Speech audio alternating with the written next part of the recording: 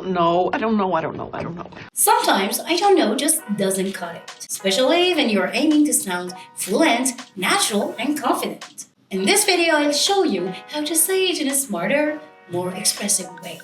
Most English learners and even many fluent speakers use basic phrases like I don't know, I'm not sure, or I have no idea over and over again. And yes, native speakers use them too. Others are richer and more expressive.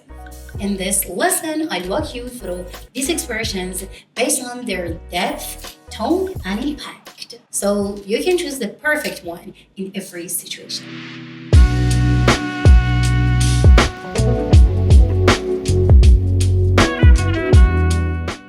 Number 1, I have no idea. Simple, casual, and super common. I have no idea what you're talking about. Number 2, I'm not sure.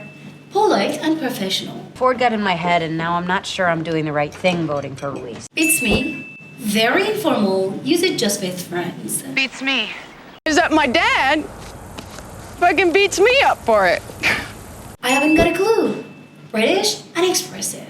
I haven't got a clue what I'm gonna get Sandra for Christmas. Your guess is as good as mine. Playful and honest. Your guess is as good as mine. I'm in the dark. Poetic and mysterious. I'm in the dark here! I'm only saying this because I'm in the dark here. Here's the next. I have to look into it. Smart way to say you'll find out. I mean, do you think that he... I'll have to look into it.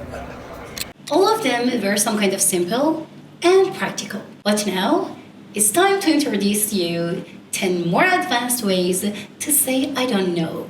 Here's the first. That's beyond me. It is used when something is out of your depth, too complicated or unfamiliar. For example, how the stock market really works? That's beyond me. Or how crypto works? Honestly, that's beyond me.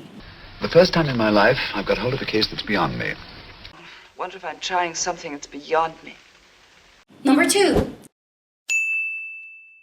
A reflective and diplomatic way to admit you don't know, often followed by speculation. Well, I'm not at liberty to say exactly. But at the moment, I'm not at liberty to say who that person is. 3. That's a good question. Elegant and thoughtful. For instance, that's a good question. I'll have to think about it. Or that's a good question. I'll have to think it over. Yes, that is a good question.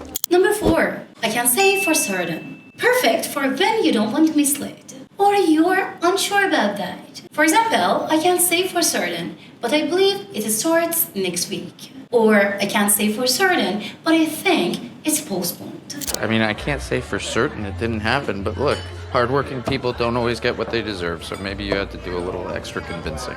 5, it's anyone's guess. It is used when no one really knows the answer. For example, when AI will replace jobs, at this point, it's anyone's guess. Or who's going to win? At this point, it's anyone's guess. They say if you keep it tight up top, below the waist, it's anyone's guess. 6, I haven't wrapped my head around it yet. It's used when something is too new or complex for you to understand yet. Quantum computing, I haven't wrapped my head around it yet. Or I haven't wrapped my head around that new policy yet. I just can't wrap my head around a currency that's not backed up by a nation. 7, your guess is as good as mine. Funny, casual, honest. Used to emphasize shared uncertainty. Casual and often humorous. Why they canceled it last minute? Your guess is as good as mine. Why she left the meeting? Your guess is as good as mine. I don't understand, Dickie, so your guess is as good as mine. 8, I'm not well-versed in that. Smart and humble. Very polite and formal. Perfect in academic professional settings. For example, unfortunately, I'm not well-versed in international law. Or I'm not well-versed in legal terminology. As we said, we're not well versed in The 20th century. I'm afraid I'm not well versed in the rules of etiquette. 9, I'm drawing a blank. When your mind just goes blank, and you should know, but just can't remember. For example, I know her name, but I'm drawing a blank right now. Or I've met him before, but I'm drawing a blank on his name. I'm drawing a blank, but you know who would know? And finally, the last one. I need to defer to someone else on that. Powerfully professional, used in meetings or formal situations. For example, I need to defer to our finance team on that matter. Or I'll defer to our technical lead for that explanation. Don't think that's necessary, but I'll defer to the coroner. Which one did you like the most? Use one in a sentence in the comments below and show me you've got this. Like, subscribe, and share it with your fellow English lovers. Thanks for watching.